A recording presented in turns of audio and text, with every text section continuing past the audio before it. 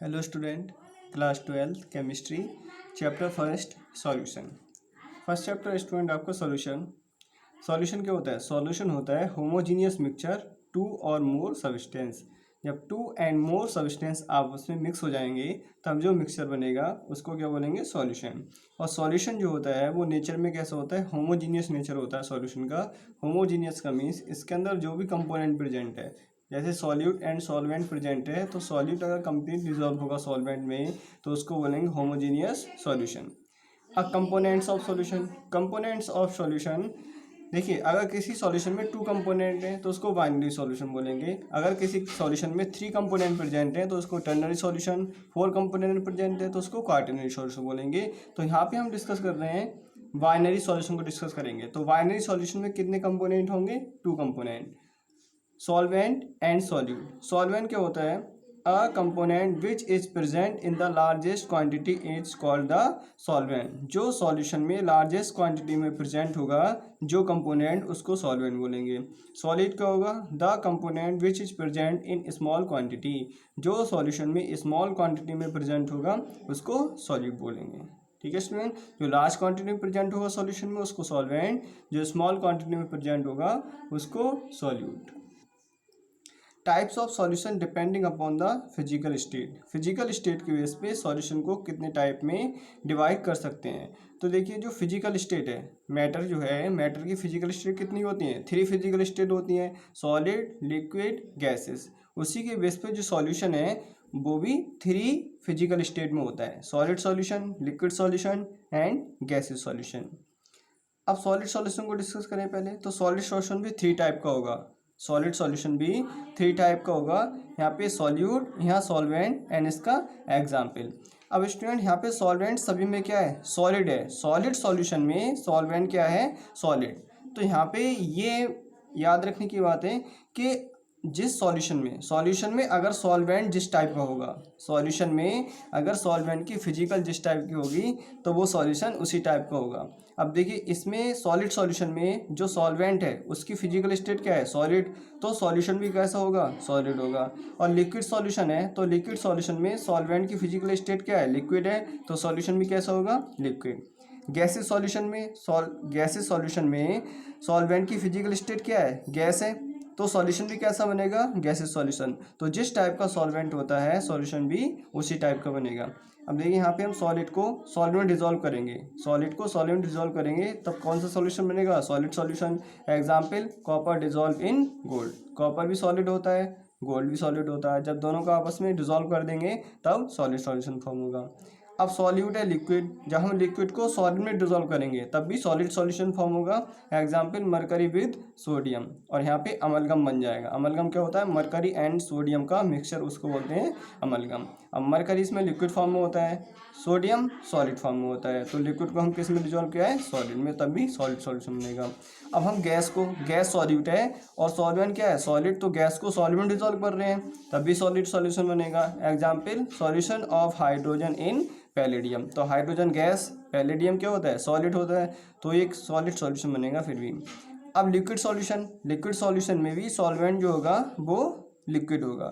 अब हम solid liquid gas को किस में डिजोल्व करेंगे? लिक्विड में, तब भी लिक्विड सॉल्यूशन बनेगा। अब देखिए सॉल्यूट क्या है यहाँ पे? सॉलिड को हम किस में डिजोल्व कर रहे हैं? लिक्विड में। एग्जाम्पल, सुक्रोज और सॉल्ट इन वाटर। अगर हम सुक्रोज को वाटर में डिजोल्व करें तो सुक्रोज किस फॉर्म में होगा? सॉलिड फॉर्म में। वाटर लिक्विड फॉर्म में, तब सॉल्यूशन कौन सा बनेगा? लिक्विड सॉल्यूशन, क्योंकि लिक्विड लार्ज अमाउंट में है, इसमें वाटर लार्जेस्ट क्वांटिटी में है, इसलिए सॉल्यूशन कैसा बनेगा? Liquid solution. अगर लिक्विड को ही लिक्विड में डिजोल्व करें तब भी लिक्विड सॉल्यूशन बनेगा। Example, ethanol dissolve in water. अगर इथेनॉल है या मिथेनॉल है, इसको हम वाटर में डिजोल्व करेंगे तो दोनों किस फॉर्म में होते हैं?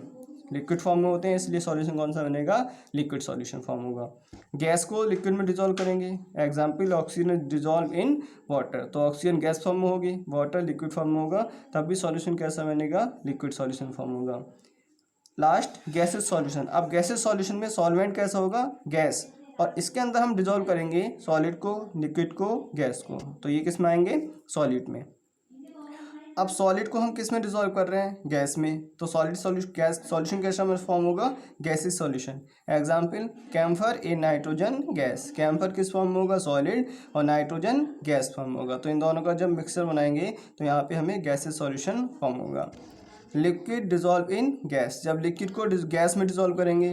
Chloroform mix with nitrogen gas, example chloroform को मिक्स करेंगे नाइट्रोजन गैस में तब भी गैसेस सॉल्यूशन फॉर्म होगा। Gas dissolve in gas, gas को ही गैस में डिजॉल्व करेंगे, गैस ही सॉल्यूट है, गैस ही सॉल्वेंट है, तो सॉल्यूशन भी कैसा बनेगा, gases solution. Example mixer of nitrogen and oxygen gas, air, air भी क्या होता है, गैसेस सॉल्यूशन होता है। तो स्टूडेंट ये था टाइप्स ऑफ सॉल्यूशन।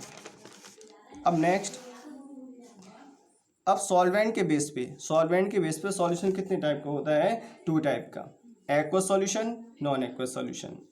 अब सॉल्वेंट जो होता है जिसके अंदर हम डिसॉल्व करते हैं, जो लार्जेस्ट क्वांटिटी में प्रेजेंट होता है सॉल्यूशन में, तो उसको सॉल्वेंट बोलेंगे। अब सॉल्वेंट के बेस पे जो सॉल्यूशन है वो 2 टाइप का होगा, aqueous solution, non aqueous solution.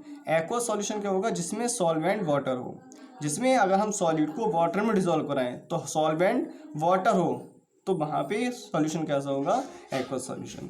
The solution in which water is the solvent, water solvent जो हो वो वाटर हो उसको एक्वस सॉल्यूशन बोलेंगे। नॉन एक्वस सॉल्यूशन में सॉल्वेंट अदर देन वाटर हो तो उसको नॉन एक्वस सॉल्यूशन बोलेंगे। यानी इसको हम सॉल्यूट में डिसॉल्व करेंगे, सॉल्यूट जो होगा उसको किस में डिसॉल्व करेंगे, बेंजीन में, ईथर में, या कार्बन टेट्राक्लोराइड के सॉल्यूशन में डिसॉल्व करेंगे तो वहाँ पे नॉन एक्वस सॉल्यूशन फॉर्म होगा, क्योंकि यहाँ पे सॉल्वेंट वाटर नहीं है। Solvent is other than water, यानी वाटर के अलावा और कोई सॉल्वेंट हो तो वहाँ पे नॉन एक्वस सॉल्यूशन फॉर्म होगा। एग्जाम्पल बेंजीन, ईथर या कार्बन टेट्राक्लोराइड इसके एग्जाम्पल हैं, तो वहाँ पे नॉन एक्वस सॉल्यूशन फॉर्म होता है। Next, concentration of solution, concentration of solution. अब कॉन्सेंट्रेशन क्या होता है, कॉन्सेंट्रेशन ऑफ सॉल्यूशन, इसमें हम क्या करते हैं, amount of solute present in the given quantity of solution, जितना अमाउंट ऑफ सॉल्यूट प्रेजेंट होगा सॉल्यूशन में तो उसको क्या बोलेंगे, कॉन्सेंट्रेशन ऑफ सॉल्यूशन। अब कॉन्सेंट्रेशन टर्म बहुत सारी हैं हमारे चैप्टर में, आपकी कॉन्सेंट्रेशन टर्म बहुत सारी हैं, मोल फ्रैक्शन, मास परसेंटेज है, वॉल्यूम परसेंटेज है, मोलैरिटी, मोल फ्रैक्शन, तो बहुत सारी कॉन्सेंट्रेशन टर्म है, वो सभी हमें स्टडी करनी है और उसके बेस पे एग्जाम्पल भी करने हैं। देखिए फर्स्ट कॉन्सेंट्रेशन के टर्म क्या है, मास परसेंटेज और वॉल्यूम परसेंटेज। तो मास परसेंटेज या वॉल्यूम परसेंटेज को कैलकुलेट कैसे करेंगे, तो मास परसेंटेज क्या होता है, द मास ऑफ कंपोनेंट पर 100 ग्राम ऑफ द सॉल्यूशन, जितना कंपोनेंट प्रेजेंट होगा 100 ग्राम ऑफ सॉल्यूशन में तो उसको क्या बोलेंगे, मास परसेंटेज। अब मास परसेंटेज का फॉर्मूला क्या होता है, mass of component in solution upon total mass of solution into 100। अब जिस कंपोनेंट का हमें परसेंटेज निकालना है, जिस कंपोनेंट का मास परसेंटेज निकालना है, यहाँ पे उसका मास क्या लगाएंगे, अपॉन में टोटल मास जितना सॉल्यूशन का है, सॉल्यूट प्लस सॉल्वेंट का, वो लगाएंगे इंटू 100 करेंगे। Example, if WA is the mass of component ए, माना कि WA जो है वो कंपोनेंट ए का मास है और WB किसका मास है, कंपोनेंट बी का। 2 कंपोनेंट अगर हमने लिए हैं तो एक का मास WA है और दूसरे का मास क्या है, WB। तो इनका मास परसेंटेज कैसे अब कैलकुलेट करेंगे, अगर हमें परसेंटेज ऑफ ए का कैलकुलेट करना है तो यहाँ पे भी अमाउंट किसका लगाएंगे, मास किसका लगाएंगे, ए का ही लगाएंगे। तो ए का मास कितना था, WA, अपॉन में क्या करेंगे हम, टोटल मास लगाएंगे सॉल्यूशन का। तो टोटल मास सॉल्यूशन का क्या होगा, WA का मास यानी ए का मास प्लस बी का मास, तो ए का मास WA है प्लस बी का मास WA, तो ये किसका मास हो गया, सॉल्यूशन का, इंटू 100 करेंगे। वॉल्यूम परसेंटेज, ऐसी वॉल्यूम परसेंटेज को कैलकुलेट करनी है, अगर वॉल्यूम परसेंटेज हमें ए कंपोनेंट का कैलकुलेट करना है तो यहाँ पे भी वॉल्यूम ऑफ ए लगाएंगे अपॉन में वॉल्यूम ऑफ सॉल्यूशन। तो वॉल्यूम ऑफ सॉल्यूशन हमारे पास ए प्लस बी यानी सॉल्यूट प्लस सॉल्वेंट, तो यहाँ पे टोटल क्या होगा, ये वॉल्यूम ऑफ सॉल्यूशन इंटू 100। तो ये ऐसे हम कैलकुलेट करते हैं वॉल्यूम ऑफ वॉल्यूम परसेंटेज और मास परसेंटेज। अब इसका एक एग्जाम्पल सॉल्व करेंगे।